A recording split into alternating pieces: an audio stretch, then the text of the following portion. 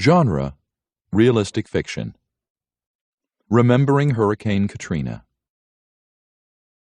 Essential question: in what ways can you help your community? Read about. Leaning over my steering wheel, I watched the heavy clouds roll in. The sky became a darker shade of gray, and raindrops were soon scattered across my windshield. A storm was coming. Glancing at the boxes of clothes stacked in the back seat, I smiled to myself. A torrential downpour of rain began beating against my windshield as lightning flickered across the sky. I pulled the car off the road until my driving visibility improved. People on the sidewalk held purses and briefcases over their heads in a futile effort to keep from getting wet. Children screamed and danced around in the downpour. The rain reminded me of another storm 10 years earlier. Hurricane Katrina slammed into the Gulf Coast of the United States when I was 9 years old. The ferocious storm caused untold amounts of damage. One of my strongest memories from that time was watching the evening news with my aunt. A reporter stood inside the Houston Astrodome, surrounded by thousands of people.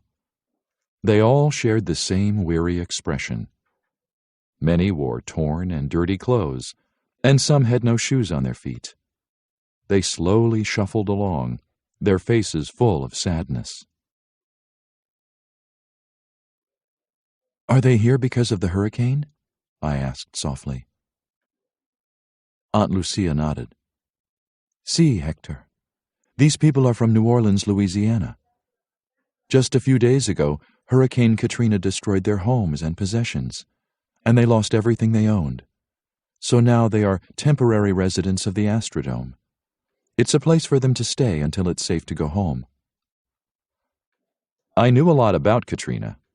The storm had formed in hot and humid tropical weather and then traveled north. It had come so close to Texas that I worried it would strike us in Houston. It missed us, but other cities were not so lucky.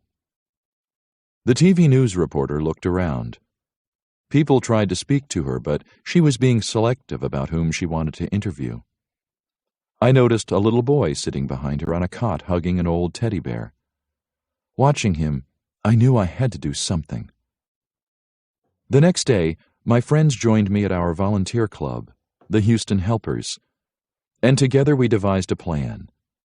We wanted to collect toys and give them to the kids at the Astrodome, because donating the toys would help bring some happiness into the lives of these families. Anxious to get started, we made lists of what we needed to do. Then every one of us was assigned a specific task. We agreed to spread the word to our schools and other organizations. 3 days later, after a Herculean effort on our part, the donation bins were overflowing with new toys. I'll never forget the day when we entered the Astrodome with our gifts. Children flew toward us from all directions. Smiles lit up their faces as we pulled toys from our bags.